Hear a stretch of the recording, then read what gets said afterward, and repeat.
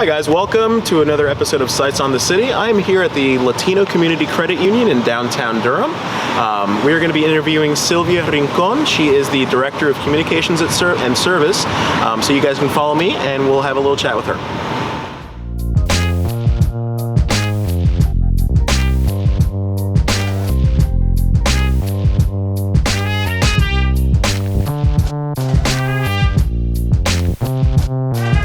So yeah, I am here with Sylvia Rincon, and she is the Director of Communications and Service at the Latino Community Credit Union, based out of here in Durham, North Carolina. Sylvia, thank you so much for being with us today. Thank you for having me.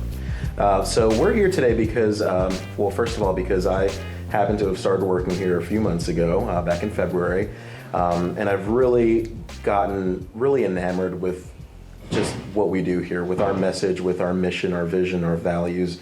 And so I wanted to come in and talk to you a little bit about what this credit union is about, and why we're different from other places, why we're different from commercial banks, and why we're different from other credit unions in the area.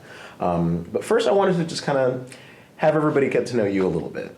So tell me a little bit about your story, where you're from, how you started off, what your degree is, what your field is, and how you started off here at the credit union. Well, originally from Colombia, so I moved to the United States 10 years ago.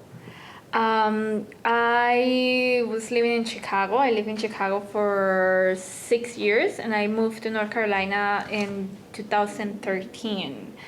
I moved because I got married. I met my husband through my sister, and he happens to live over there in Chicago, so it was just, I didn't have a choice. So I just moved there, but I actually hated the cold. I come from a very warm place back in Colombia, so it was, the adjustment didn't happen as fast as I expected. So we just decided to move. And also, well, my professional background, I'm a financial engineer. So I've been working in finances and in banking from forever. I started my career in Colombia working for a commercial bank. I was there for the 3-4 years. I worked in I managed a portfolio of clients there. And then when I moved back here, I decided that I didn't want to work in banking anymore, that I was done with banking. But then, things happened, and I started again in banking. So I worked in a few different places in Chicago, and then I moved to Citibank when I had my wake-up moment about how difficult sometimes is to work in such a sales-driven environment, when you really have to do whatever it takes to meet your numbers. Yeah.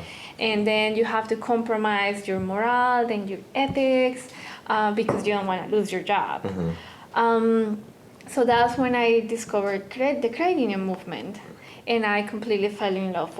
It was a love at first sight. And so I started working for a credit union in Chicago, and it was wonderful. I mean, the difference in how you do things, how you really care about the members, how do you really can take the time to offer the things that they really want instead of the things that your company wants to sell. Absolutely. It makes a whole difference.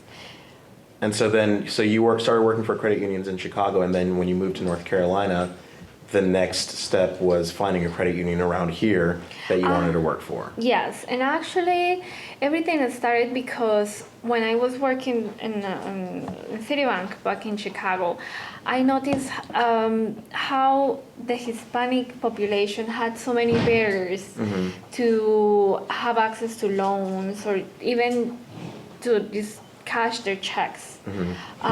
So I started to research and see why, because I didn't understand it. so I started to do research, and then some of my friends got together, and we created kind of a loan fund. Mm-hmm. So we started offering loans for people that we know that didn't have access to a regular financial institution. Sure. And I just wanted to scale it. I was the community development thing. I wanted to do it bigger. Mm-hmm. And it was very interesting for me because when I was doing my research, I found out about Latino Credit Union. Okay. And I saw, I went to their website and I'm like, what? So they're in North Carolina. I'm here in Illinois when we have millions of Hispanic population. Mm-hmm. North Carolina is not as big as here, and they do have a credit union that specializes in their needs. Yeah. So I thought it was great, and I tried several channels. I contacted several people over there, and it is hard. It is hard to put everything together and to do it from scratch. Of course, yeah, and I know that our story here is a really incredible story. Just from having worked here for a few months, I know that Durham was in a kind of a tough spot back in the late 90s. There were a lot of robberies going on, and they actually referred to some of the Latino population here as walking ATMs. Yes. And so people didn't have a safe place for their money around here.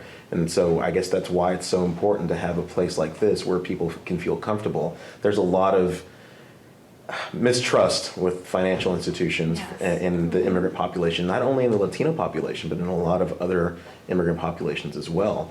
Could you talk a little bit about sort of what our goal is here at the Latino Credit Union, sort of why we started and how we're trying to make that change from inside the community?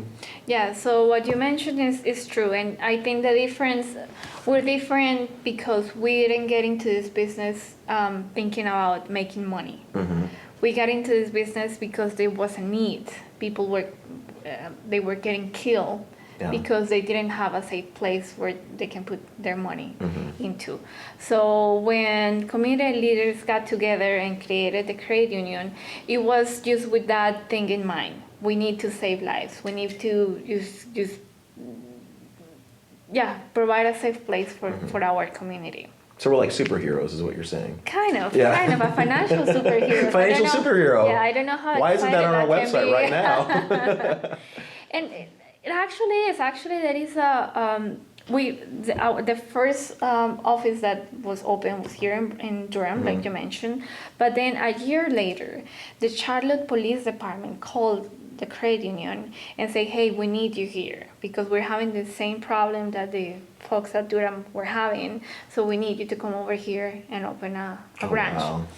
And so if our CEO always say that if it didn't make any financial or strategy sense mm-hmm. to go from Durham to Charlotte mm-hmm. so fast, sure, because there is a geographical distance that it doesn't make anything easier. Mm-hmm. But they did it because that's what we're for, right? Of we're course, here yeah. for. So we opened the second branch in Charlotte, and there is a study that was done by the University of Virginia where it shows that the crime rate went down significantly after a few years. Like after a year after the credit union yes. started? Yes. Oh my gosh. Yes. So there's actually a palpable difference from having a credit union in the community. Mm-hmm. And so I know that maybe we can kind of clarify. So I know a lot of people use the terms bank and credit union interchangeably. And I know it was a struggle for me when I first started working here to keep referring to our members as customers. So why that decision in the language? Why is there that difference that we want to stress? Well, actually, a credit union is different from a bank because we're non-for-profit organizations. Okay. So that means is that all the money that we make in our daily business, we have to put it back into a credit union. So that's why we're able to give better rates to our members, lower fees in the accounts and the loans that we offer them. And also another big difference is that the board of directors, our board of directors are volunteers from the community. Okay. So As opposed to a commercial bank where they're paid. They're salaried. exactly, and they pay. They well paid. So Yeah. when you are in a commercial bank and you're a member of the board, of course you want that commercial bank to grow and make more money, because if they make more money, then you make more You money. make more money. Right? Sure. So you don't care about what they have to do as long as the And- numbers look good. And going back to what you said before, that's why there's such a big drive in the commercial banks for you to sell their products and services, not so much for the good of the customer, but for the good of the board of directors. Exactly. Which is why The what we do. shareholders and- Exactly. Yeah, so that's what we're different, because the shareholders, our shareholders, are our members. Okay. So if you decide to be a member of the credit union, you need to become a member of the Latino Community Development Center. That is a nonprofit, a sister nonprofit of the credit union that handles the financial education program that we offer to our members. Okay. So you become a member, then you pay a membership fee that is a one-time, lifetime membership fee, and then the other thing that you have to do is open a savings account Okay. with a $10 deposit. That's it. So that's how you become a member. That is the parallel of a shareholder for a bank. And so I know that we talk a lot about that sort of that difference in the service component between a bank and a credit union. And I've heard a lot of really cool stories already about our members coming in and dropping off food and dropping off catering for our employees. It's not something that I've seen or heard of a lot in other institutions and other financial institutions. It always feels like there's more of this kind of community family sense between our members and our employees, and even between all of our members together. Is there any sort of story that you have that you might want to share with us about a time where you saw something that was so different than what you were used to experiencing in a commercial bank? Well, I think that I saw the difference, or I experienced the difference in my first day here. Really? And I don't know if you feel the same, because it is different. It's not just the way that we treat our members, it's the culture, the organizational culture that we have here.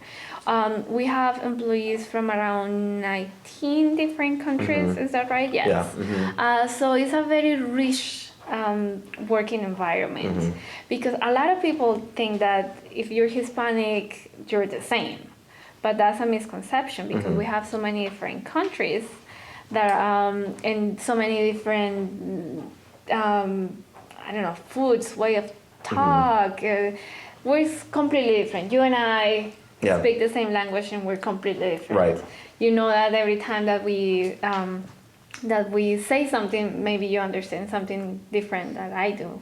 Latin Americans have different words for like certain things, like the word kite or the word straw. Every single Latin American country has a different has a different word for it. Exactly. So yes, it's a different experience when you work with so many different people, but also our members make it so rewarding, because you know that the things you're doing are helping them get better in their lives. Absolutely. So we're providing them the tools necessary. It's kind of that old story about you teach a man to fish and he fishes for the rest of his life, as opposed to just giving him what he needs every day. Definitely. And I think that's part of our mission, that we provide ethical products and education to empower communities.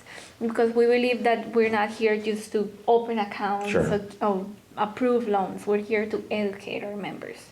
Because there is no need for us to offer somebody a checking account if they don't know how to use it. How to use it, exactly. We want them to like you said, to be a tool for them to grow. Absolutely. So that's what we have to do, the education part. We feel so strongly about financial education, because otherwise we wouldn't be helping people achieve their dreams. Yeah, and I actually was lucky enough to attend the financial education classes earlier this year, and it's amazing the amount of misinformation that people have about how financial institutions work in this country, and people thinking that they can't apply for loans, they can't get credit, they don't know how to build credit.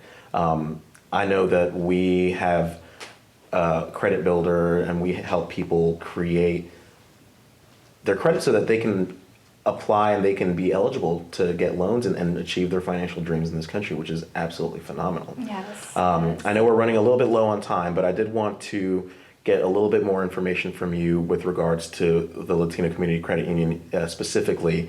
I know a lot of people ask me, do you have to be Latino to be a member? I get that all the time. Yeah. And I know our name is misleading. No, you don't have to be Latino to join. We have members from around 110 countries. Wow. Yes, most of our members are from Latino heritage, but no, you don't have to. You don't have to. Actually, the fees in our accounts and our loans are very competitive. Okay. We are our deposit rates in our savings accounts are ranked, I think, the fifth in the country. Fifth in the country? Yes. Oh, wow. Yeah, so there's a lot of things that people don't know about the credit union. Like, we have 11 branches in the state. We're planning to expand. We have over 63,000 members. We've been in business for 16 years already, and we think that, and we want to keep growing and keep helping people, and yes. Excellent. Well, thank you so much for your time, Sylvia, today. I really appreciate it. Just to give everybody at home a little bit of sense of when to come in, our branches are open from 9 until 5 every day, Monday through Thursday. On Fridays, we're open late until 6 o'clock. And like Sylvia said, you do not have to be Latino. You don't have to show your Latino card when you walk through the door to become a member. It's just $20 per household to become a member. So Sylvia, thank you so much for talking to me today, and hopefully we'll get the word out and we'll make some change. Yes. And I'm gonna get you a cape so that you can. You have to wear it too then. Okay, fine. Yes. Okay. Thank you. I want to give a big thanks again to Latino Community Credit Union here in downtown Durham, especially Sylvia Rincon, the Director of Communications and Service, for sitting down and talking with me today. Make sure to check us out on www.claringcontentmedia.com. Check us out on Facebook, Twitter, and YouTube at Claring Content.